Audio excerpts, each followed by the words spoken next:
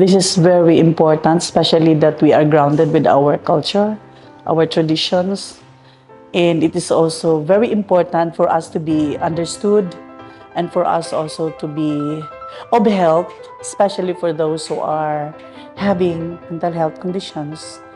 And it's very important, our culture is very important because we are really rooted from that culture that we are embracing. And we should not also forget our history, our traditions, and most likely our societal values, the value that we are honed by our family.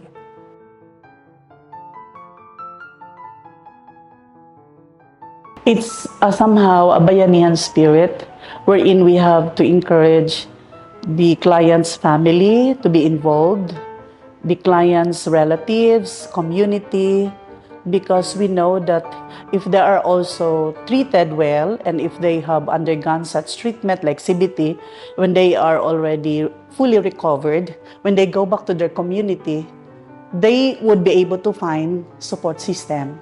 That's why we are, in the Philippines, we are more on collectivism than even individualism. So we give value to the support system established by the family, established by the community, and established by the people surrounding the client.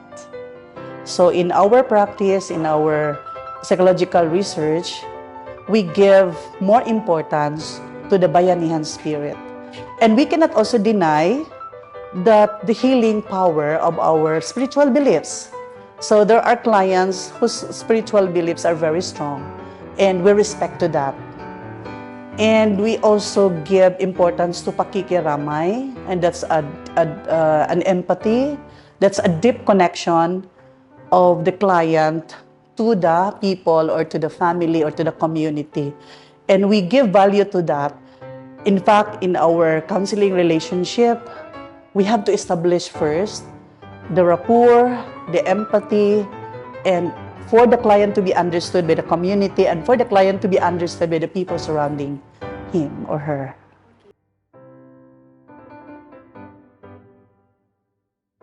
If it is collectivism, the client who are suffering such condition would really be able to recover fully and recover well compared to individualism.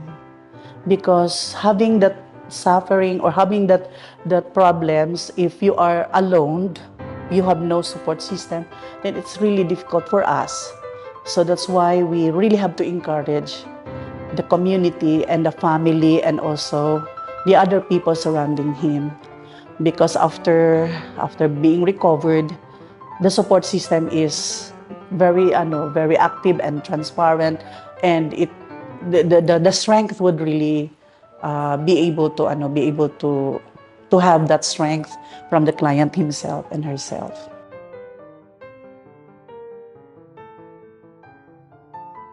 Psychological disorder, we have basic knowledge in psychological disorder. The same with other countries, we have that basic concept about how we are going to treat with the psychological disorders. But for us Filipino, we have included the indigenous approach. We have the same approach in CBT, the cognitive behavioral therapy, but it will not fit if it's really Western in our country. So that's why we really have to include somehow our indigenous approach. That's what I'm telling you a while ago, that it's really more on pakikiramay, the bayanihan spirit, and also more on kapwa, meaning the togetherness. So we have to work together. This would not become successful if you will be working alone. That's why the family is very much important to us. Maybe because of the spirituality that we are really, what we call that as we are embedded with such a spirituality as an influence by the Spaniard before, long time ago in our history. And that becomes part of our system, our values. So if it's all Western approach, difficult to treat, but in basic concepts, we have the same. But in the way we conduct the treatment, there's always be a treatment that is separate from, based on our culture, based on our tradition and practices. Filipino practice.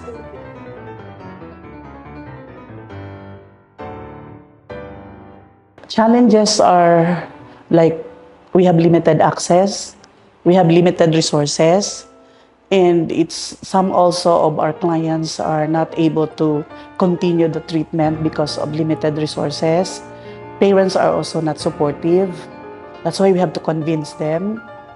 I was able to work in the rehabilitation center before I took my master's degree because that's a requirement that I have to really gain that's not units, hours to spend interacting with addicts and those who have behavioral problems. And one of the problems and challenges that we encountered is dealing with parents who are not really supportive in terms of helping or treating their children. And then another challenges is the access of support, the access of resources, that because of the lack of budget, then we are not be able to realize our program, especially if it is a government program. It's a government center. If it's a private center, well, they can provide resources. However, it's so expensive. And many of our clients are financially inadequate. So therefore, they have to go to the public center. And that's one challenges that we are facing. And there are families also that are very not supported in terms of expressing their sentiment, expressing their problems regarding their issues on addiction, issues on behavioral problems or conduct problems or conduct disorders or maybe personality disorders. They just keep it at home. They just keep it in secret. And then what would be the problem that we will be facing if the students are already, if the child will go to school, the problem will be seen. And then if there would be conference with them, seldom respond. I mean, they seldom respond and they seldom cooperate. And that's also our problem, our challenges. And difficult to engage with that kind of behavior. But this time, we are already in our milestone because they are now aware of our mental condition, mental awareness. So they started already seeking help, seeking professional help. So the psychologists, the counselors, the psychological practitioners are getting, they notice now. They notice now. So we are now very, very, important to them. So that's why some of our students are really also aspiring that they would also be part in that community where mental health practice is getting attention and become important to the people. That's really of service to others.